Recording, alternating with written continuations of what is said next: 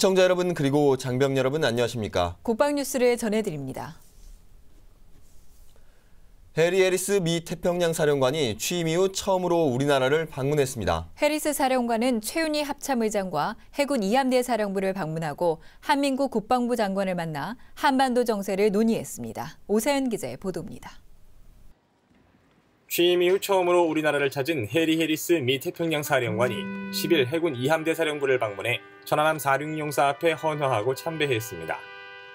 이날 참배에는 스카파로티 한미연합군 사령관과 최윤희 합참의장 등 한미군의 주요 지휘자들도 함께했습니다. 해리스 사령관은 참배를 마치고 정박 중이던 서해 류성룡함에 승선했습니다. 이 자리에서 해리스 사령관과 최윤희 합참의장은 한반도 안보 정세를 포함한 상호 관심사에 대해 폭넓은 의견을 교환한 것으로 알려졌습니다. 특히 최근 서해 NLL 일대에서 의도적으로 군사적 긴장을 조성하고 있는 북한군의 동향을 상세히 보고받고 북한이 도발할 경우 굳건한 연합방위 태세를 바탕으로 한미가 단호하고 강력하게 대응할 것임을 거듭 확인했습니다. 미 태평양 사령부는 미군의 지역사령부 중 주한과 주1미군을 포함해 가장 넓은 관할 지역을 담당하고 있으며 주한미군 사령부의 상급 부대로 유사시 한반도의 미 전략자산과 증원 전력의 제공을 책임지고 있는 전투사령부입니다. 합참은 이렇게 중요한 부대의 지휘관인 해리스 사령관이 서북해역 방어를 담당하고 있는 2함대 사령부를 방문한 것은 북도발 위협에 대한 한미동맹의 강력한 대응 의지를 상징적으로 표현한 것이라고 평가했습니다. 한편 해리스 사령관은 2함대 방문을 마치고 국방부를 방문해 한민국 국방부 장관과 환담을 나눴습니다. 한 장관과 해리스 사령관은 북한의 핵과 미사일 등 점증하는 한반도 안보 위협과 이에 대한 한미연합의 대응 방안 등에 대해 폭넓은 의견을 교환한 것으로 전해졌습니다. 국방뉴스 오상현입니다. 민간병원에 메르스 의료 지원을 나갔던 간호장교가 메르스 증상을 보여 의심 환자로 분류돼 격리됐습니다. 국방부는 메르스 환자가 발생한 지역의 민간병원에서 의료 지원을 했던 간호장교가 미열과 몸살 등의 증상을 보여 군병원에 격리했다고 밝혔습니다. 간호장교는 의료 지원 당시 보호장구를 착용했기 때문에 감염 가능성은 낮지만 일단 정밀 검사를 의뢰했습니다. 이 밖에도 육군장교와 부사관, 군무원 등 3명이 이후 확진 환자로 확인된 사람과 만났거나 확진 환자가 발생한 병원을 방문했다. 밀접 접촉자로 분류돼 격리됐습니다. 이로써 국내 메르스 관련자는 확진 환자 1명과 의심 환자 4명, 밀접 접촉자 7명이 됐습니다. 새로운 의심 환자, 밀접 접촉자와 생활한 장병들도 예방을 위해 부대 내 별도 시설 등에 격리되면서 예방 관찰자도 147명으로 다시 늘었습니다. 낙동강 지역의 환경 문제를 해결하는 데 앞장선 육군 39사단이 환경보전 모범부대로 선정됐습니다. 네, 부대는 지난 2002년에 이어 환경보전 분야에서 2번째 대통령 부대표창을 수상했습니다. 이혁근 기자의 보도입니다. 육군 39사단이 환경보전활동 우수부대로 선정돼 대통령 표창을 받았습니다. 지난 2002년 수상에 이어 2번째입니다. 제20회 환경의 날 기념 행사에서 표창을 받은 부대는 경남 지역의 환경 지킴이 역할을 성실하게 수행했습니다. 소나무에 기생해 나무를 죽게 만드는 소나무 재선충을 방제하고 남해안에 유출된 기름띠를 제거하는 등 자연재해 및 환경오염 복구에 앞장섰다는 평가입니다. 사단은 또 지난 1998년부터 주기적으로 낙동강 지역 군관 환경협의회를 개최하고 있습니다. 군과 관이 한자리에 모여 지역 환경 문제에 대해 논의하고 유기적인 협조 체제로 최적의 개선 방안을 마련한 것입니다. 우리 사단의 정장병들은 기본에 충실한 하나하나 작은 것에서부터 실천하는 실천 습관들이 모여서 이번에 좋은 성과를 이룬 것 같습니다. 이번 기회를 계기로 해서 환경보전에 더욱 매진할 수 있도록 노력하겠습니다. 환경보전 모범부대로 자리 잡은 부대는 앞으로도 지역 행정기관과 함께 환경보전 교육을 진행하고 사단 특성에 맞는 환경 지킴이를 양성하겠다고 밝혔습니다. 국방뉴스 이혁근입니다. 제37회 장안 어머니상 시상식이 열렸습니다. 남편을 조국에 바치고 홀로 돼 어려운 환경에서도 자녀들을 훌륭히 키워낸 19명의 어머니들에게 표창이 수여됐습니다. 김재한 기자입니다. 대한민국 전몰군경 미망인회는 10일 오전 여의도 중앙보훈회관에서 제37회 장안 어머니상 시상식을 개최했습니다. 나라를 위해 목숨 바친 남편과 사별한 후 어려운 환경 속에서도 홀로 자녀를 훌륭하게 키워낸 19명의 어머니들에게 표창과 기념품이 수여됐습니다. 올해 88세인 구양숙 씨는 1946년 19세의 나이로 결혼해 두 아들을 낳았으나 남편이 6.25 전쟁 중 전사하면서 생계를 떠안게 됐습니다. 이후 서울과 천안, 밀양 등 전국을 돌아다니며 잡곡 행상으로 두 아들을 키웠습니다.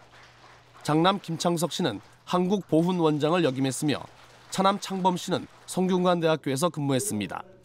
국가유공자 유족을 위한 봉사활동에도 앞장서온 구양숙 씨는 1973년 대통령 표창을, 98년엔 국무총리 표창을 받기도 했습니다. 기쁘죠. 그렇다고 제가 과연 이 상을 받아가지고도 잘 그 상의 그 가치를 표시할 수 있는 것이 그게 걱정이고 열심히 사겠습니다.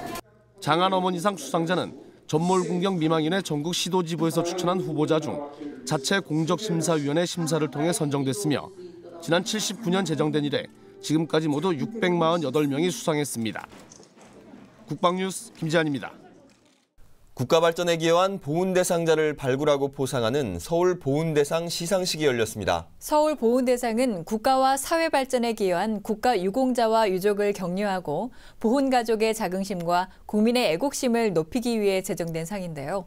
올해는 6.25와 베트남 참전 유공자 등 모두 5명이 수상자로 선정됐습니다. 윤현수 기자입니다. 백범 김구기념관에서 열린 42번째 서울보훈대상 시상식. 이제는 백발이 성성해진 대한민국 보훈 대상자들이 한자리에 모였습니다. 6.25 참전 유공자인 이경수, 베트남 참전 유공자인 김영춘 구영화, 순직 군경 유족 허대봉, 4.19 혁명 상의자인 박종구 씨 등 모두 5명입니다. 박성춘 국가보훈처장은 수상자 5명의 이름을 일일이 호명하며 국가를 위한 헌신적인 희생에 고마움을 전했습니다. 박 처장은 현재 안보 상황에 가장 필요한 건 호국과 애국, 안보 정신이라며 순국 선열과 국가유공자가 진정으로 존경받는 사회 풍토를 만들기 위해 노력하겠다고 밝혔습니다. 정부도 국가유공자분들이 명예로운 삶을 누리고 그분들을 존경하고 예우하는 풍토를 만드는 데 최선을 다해 나가겠습니다. 개화산 전투에 현존하는 유일한 생존자인 이경수옹. 전투 당시 북한군 탱크에 올라 수류탄을 투척해 폭파시킨 공로를 인정받아 12개의 훈장을 수여받은 6.25 참전용사입니다. 현재 고령에도 불구하고 지역사회 발전에 앞장서고 있습니다. 내가 86세 되도록 여태까지 하루도 쉰 날이 없고 맨날 봉사정신으로 우리 전우가 몇천 명이 죽었는데 개화산에서도 거기서 내가 떠나지 못하고 살고 있어요. 나도 죽을 때까지 거기서 전우로 같이 죽으려고 거기서만 살고 있습니다. 거기 추모 행사를 내가 해마다 하고 있어요. 김영춘홍은 공로표창 9번, 화랑 무공훈장 등 각종 상을 수상한 베트남 참전 유공자입니다. 현재는 차량과 일반 가정의 태극기 달기 운동을 비롯해 불우한 전우를 찾아 지원하는 데 힘쓰고 있습니다. 회원 상호 간의 친목을 도모하고 각종 봉사활동, 지역사회 행사, 또 어려운 회원들을 찾아서 그분들을 도와주는 것이 저의 임무라고 생각을 하고 앞으로도 계속 힘닿는 데까지 지회장으로서의 임무를 충실히 수행하겠습니다. 국가보훈처는 앞으로도 매년 국가유공자와 보훈가족의 자긍심을 높이기 위한 서울보훈대상 시상을 계속할 계획입니다. 국방뉴스 윤현수입니다. 국방뉴스 특별기획 훈련병의 품격 나는 팔강모 사나이. 무적 해병이라는 이름만으로도 상대방에게 두려움을 주는 해병대원들에게 유사시 적을 제압할 수 있는 전투 제압술은 필수적인데요. 네, 해병 1197기 훈련병들은 즉각적이고 민첩하게 적을 쓰러뜨리기 위한 전투 제압술을 배우고 위급한 순간에 동료를 구할 수 있는 응급처치법도 배웠습니다. 그 현장을 함께 가보시죠.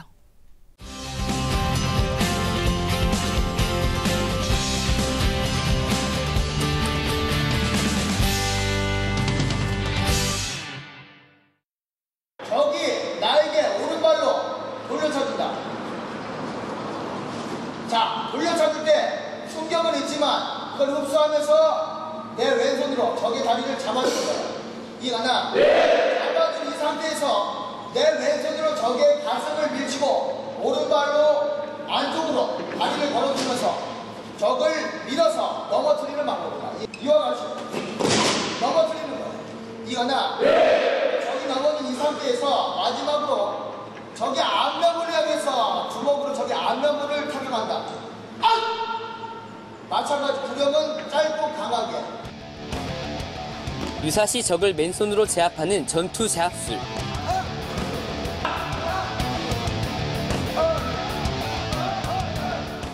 자, 막았나? 네. 막아준 그 상태에서 내 몸이 적의 몸 안쪽으로 가장 신속하게 들어가는데 내 발이 적의 발보다 바깥쪽에 있어야 되고 나의 오른손은 어깨 동무를 하듯이 적의 우측 어깨, 목 뒤로 해서 우측 어깨, 옷깃을 동시에 잡아주는 거야.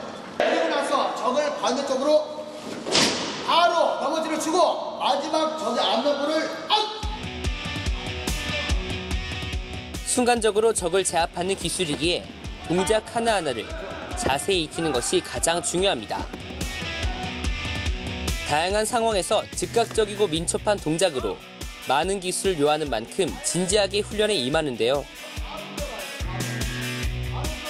소대장의 시범만큼 위력적이진 못하지만 서로 자세를 교정해주며 열심히 전투 제압술을 익힙니다.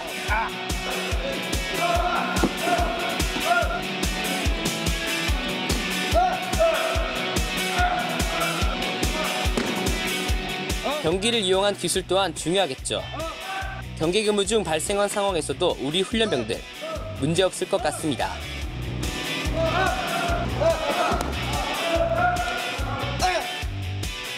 특정 상황에서 괴한을 만났을 때 당황하지 않고 적절하게 대처할 수 있는 방법을 배우면서 앞으로 어떤 일이 있어도 두려워하지 않을 것 같다는 느낌을 들었습니다.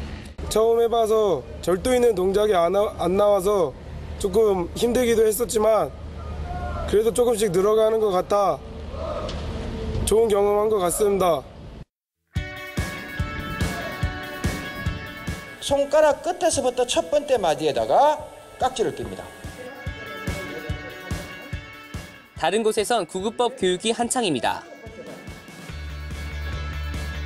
당연히 상체 허리를 사용할 수밖에 없게 되겠죠. 이 힘을 주기 위해서. 그래서 반드시 누를 때 상체를 사용을 해서 허리 힘을 이용해서 30회를 누르는 겁니다. 아시겠죠? 팔림만으로는 절대 저렇게 눌릴 수가 없습니다. 아시겠죠?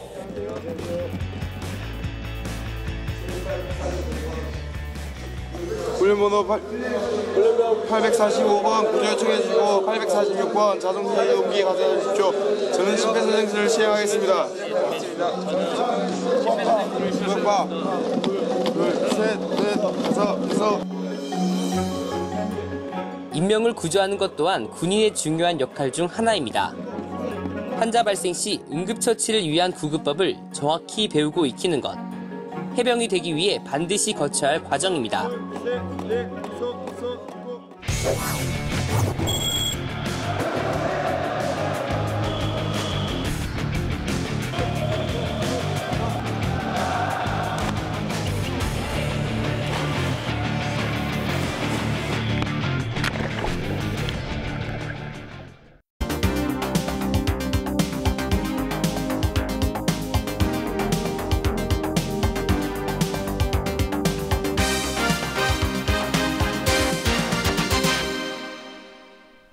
호국보훈의 달을 맞아 우리 군이 육상과 해상, 공중에서 대규모 합동 사격 훈련을 선보였습니다. 6.25 전쟁을 상기하고 만약 적이 도발한다면 강력하게 응징하겠다는 의지를 다진 건데요. 훈련은 전투다. 이번 시간에는 강원도 동해안에서 펼쳐졌던 우리 군의 합동 해상 사격 훈련을 전해드립니다. 송민아 기자입니다. K9 자주포가 강력한 화력을 선보입니다. 해상의 적이 숨 돌릴 틈도 없이 130mm 다련장 로켓이 불을 뿜습니다. 공중에서는 코브라 공격 헬기가 목표물을 정확하게 타격하고 빠른 속도로 기동하던 K1 전차는 적의 원점을 향해 포폭탄을 쏘아 올려 적을 제압합니다. 6월 호국보훈의 달을 맞아 우리 군이 선보인 합동 해상 사격 훈련 현장을 소개합니다. 육지에서 37km 떨어진 동해상에서 가상의 적 함정이 우리 군의 감시망에 포착된 상황.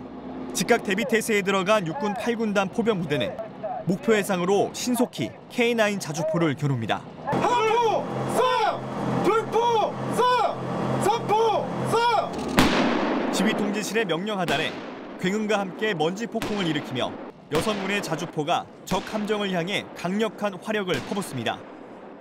곧이어 해안가에 위치한 9대의 130mm 다련장에서도 거대한 후폭풍을 일으키며 비호 같은 속도로 막강 화력을 선보입니다. 우리 군은 실전적인 합동훈련을 바탕으로 도발 현장, 전투 현장에서 승리할 수 있는 능력과 태세가 완비되어 있으며 만약 적이 도발한다면 단호하게 즉각 응징하겠습니다. 호국 보훈의 달을 맞아 우리 군이 강원도 동해안에서 적 도발 시 강력하게 응징한다는 의지를 다지기 위해 해상과 육상, 공중에서 실전과 같은 훈련을 펼쳤습니다. 이 밖에도 육군은 가상의 적이 기습적으로 도발하는 상황을 가정해 항공 타격 작전과 전차 사격도 선보였습니다. 그야말로 지상과 공중에서 입체적으로 펼친 빈틈없는 경계태세였습니다. 육군 제11기계화 보병사단과 항공작전사령부가 합동으로 실시한 야외 전술훈련. 코브라 공격 헬기가 공중 탐색 작전 중 적을 발견하자 K1 전차와 K21 장갑차가 신속히 이동하며 적의 원점을 초토화시킵니다. 이어 항공작전사령부의 코브라 공격 헬기가 전술 기동하며 로켓과 기관총을 발사해 남아있는 적까지 모두 제거합니다. 호국 보훈의 달을 맞아 65년 전 전차 한 대도 없이 나라를 지키셨던 참전 용사들의 호국 정신을 계승하기 위한 이번 훈련에 참여하게 되어 영광입니다. 목숨을 바쳐 나라를 지키신 선배 전우들의 뜻을 이어받아 강한 훈련으로 조국 대한민국을 지킬 것을 다짐합니다. 화랑! 우리 군은 앞으로도 지상과 해상, 공중을 망라한 실전적인 훈련을 이어가며 호국 보훈 정신을 계승하고 완벽한 도발 대비 태세를 유지한다는 계획입니다.